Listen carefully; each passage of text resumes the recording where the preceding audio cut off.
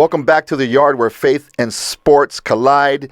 You're with Marcus Preciado right now, but more importantly, on the line, we have Hall of Fame receiver, Mr. James Lofton. You're that and so much more. James, thank you so much for joining us today. We are thrilled to have you in the yard. Well, thank you for having me. You know, normally you talk about the yard. I think about baseball, and the World Series is going on this week, so maybe we can knock one out of the yard. Hey, are you following the World Series at all? I think everybody's following it, and I had a unique perspective because this past week in the NFL game I was doing for CBS, I had the Raiders at the Houston Texans. So all the people who are Astro fans, you saw all the jerseys walking around town. They started the series off down 2-0. Now it's 3-2. And for people who are listening to this down the road, we don't know who's going to win it, but the Astros have a lot of momentum going right now.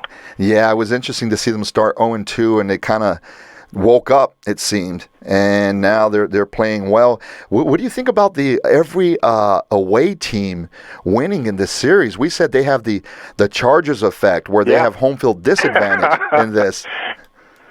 You know, if you're at that professional level, you've got to kind of be able to cancel out all the noise. And in the World Series, and I know it's not the same way during the regular season in baseball, but that energy level for that home crowd is up so high. Every pitch is dramatic, and it is something that you can come in there as a road team, steal 2, and then go to your place and drop 3.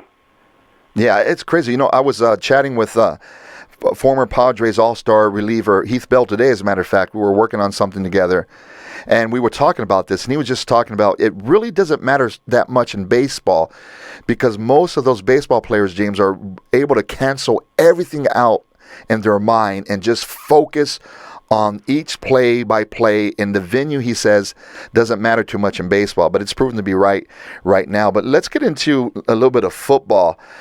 James, I grew up in an era where watching you every Sunday was a treat. You were such a man of great class, of great ability. You were just amazing. And so what was it in you, James? And I know you're a humble man, but not only being a Hall of Famer, being the 1978 NCAA long jump champion on the 80s all-decade team. You've been in 3 Super Bowls, caught touchdown passes in 3 different decades. What do you think has led to your ability to accomplish those great things, James? You know, it's funny, as I look back on it, and when I meet my old friends, kids that I grew up with who are now in their 60s, and we knew each other in elementary school and this and that, and we kind of try and look back and we wonder why things happened. And we don't always have the right answer. When I was playing for the Buffalo Bills, the team chaplain was a guy by the name of Fred Raines. And Fred had a interesting idea because football cards were kind of getting big at the time. And he said, let's do a Christian football card on guys and, you know, come up with a Bible verse that kind of fits you and fits your life and, you know, what you would think about. So Fred, who knew me for a couple of years while I was back in Buffalo, we're kind of talking. I had an engineering background when I was at Stanford, so numbers are important to me, doing things kind of in a systematic way. You know, my wife would tell you in a regimented way. But we came up with Proverbs 16:9.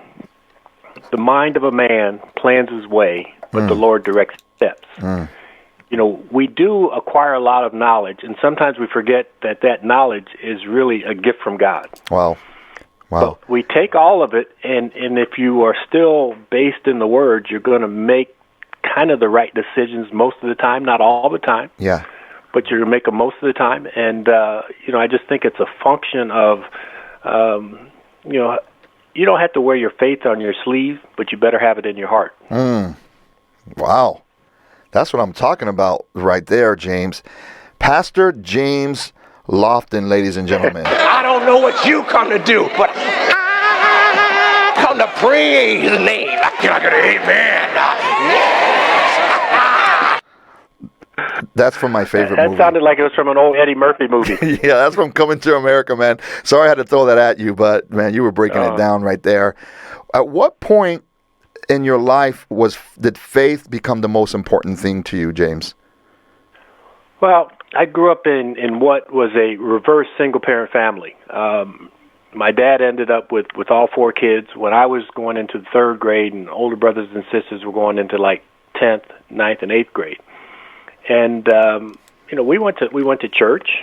We were at the Catholic church, so we went there, and I think my dad kind of took us to the Catholic church because Mass is only 45 minutes, and so he could get in and out. He was very punctual in a lot of things that he did, and really where it kicked off was once I got to the pros, and Steve Newman, who worked with Athletes in Action, and Campus Crusade was our team chaplain, and he would invite you to breakfast and invite you to lunch, and always there. And so when things got rocky, you had that to kind of fall back on. And that kind of falling back on it, you fall straight into it and you go, this is where I should be. This is where I need to be planted. Wow. And so you're in the pros and you've got the experience. Like I read off a list of just amazing things out of all those things that you were able to be a part of, and we know also you coach as well, and currently right now is doing a great job broadcasting. Which one of those things has stuck out at you most? Was it the Super Bowls? Was it winning the long jump championship in '78? Was it putting on that yellow jacket? What were the things that you've accomplished athletically that you remember and go, wow, out of all of those, this was the one I enjoyed the most?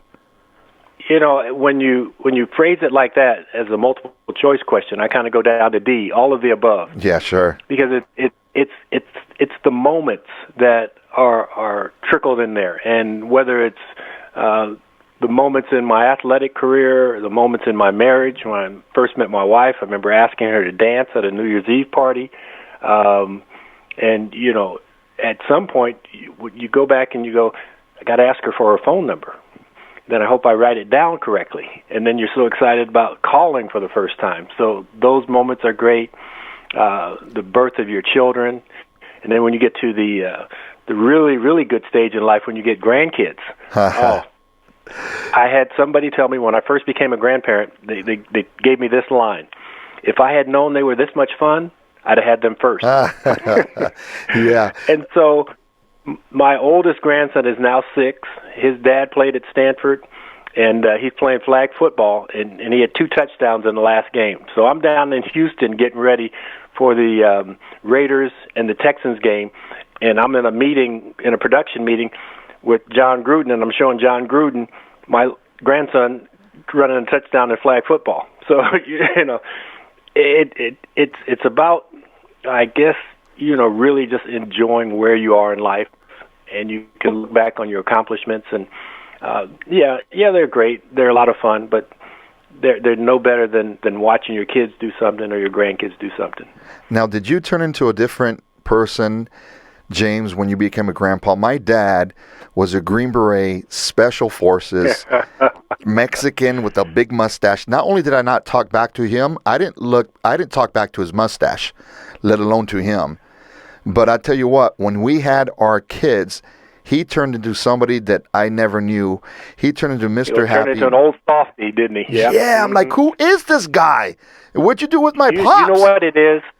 You know what it is? It's such a great joy when your kids have kids, because you know that you've done something kind of right, that your kids even want to have kids, that they want to have a family. And when they do, you know how special it is. And when you're a young adult raising kids, it's hectic, and you don't get to press pause and really enjoy it. When since I travel a lot for the broadcasting, I see people getting on the planes with the car seats and the strollers, and they've got the diaper bags and the extra food, and I can see the little bit of struggle. So what I try and do when those little kids are walking by me, going to their seat, to try and say hi to them, get their parents to smile, because you want them to enjoy the process and don't feel burdened by it. Yeah. Speaking of families and enjoying it, let's go down a little different path here. One thing that I've really respected about you throughout the years is If you know James, you know that James loves Beverly. And what advice would you give to young husbands out there of how to love their wives in a healthy, biblical, sacrificial way? What are some of the things you've done to maintain such a loving and healthy relationship, James? Well, you got to keep her first. She should be the standard that you judge a woman by. Wow, come on. Not Hollywood standards, not Entertainment Tonight standards or whatever, but your wife should be the standard. And I think what you realize is that as the years roll by, how fortunate you are that God put her in your path. And you've got to take care of her and cherish her with everything that you have. You just got to honor her. But in addition to that, you guys still have to have fun. So you've got to have a little time for a date night. Doesn't have to be anything elaborate. And it might be going out in the backyard after the kids fall asleep at 7:30. So you can keep it simple, but it has to tick off all the boxes of the same way when you were kind of, for lack of a better word, courting her. That's great. There was a season, James, where we had 3 kids, 3 years and under. Oh, so yeah. It was 3, 18 months and a newborn. And without using too much Are we out of diapers? Yeah. Listen. Yeah. It was a series of just trying to get through every day, James. Yep. Like, can we just survive? And somehow through that time, I kind of lost touch of the things that you just told us. And it was a pastor that pulled me aside and reminded me of those things. And I still today, I can't tell you I'm great at them, but I can tell you that I want to be, James. Yep. And when I implement those things, such a difference in our relationship, such a difference in my wife when she feels I'm putting her first, and when I just date nights continue to court her and chase her. Yep. And so those words are so true, brother. Thanks for sharing those. And as you get older, sometimes they slow down and we get to catch them. Hey, that's the fun part right there. Hey, James, thank you so much for your time today. I really appreciate it. Once again, we love the work that you're doing, but more importantly, we love that you may not wear your faith on your sleeve, but we know that you have the faith in your heart. Thank you for being a great example for so many men out there, for me and tons of others. Appreciate you, and we look forward to you being back in the yard soon. Thanks a lot, James. Thanks, Marcus. Thanks for having me. Okay, we'll talk soon, brother. Thanks again for joining us for another great episode in the yard. We want to thank our special guest, Mr. James Lofton. Wow, what an amazing stuff. What a great blessing. What great knowledge and wisdom he gave us as well. Once again, thank you to our sponsors, Christian Podcast Central. Go to christianpodcastcentral.com for more great content like this. Thanks a lot, you guys, and you are in the yard.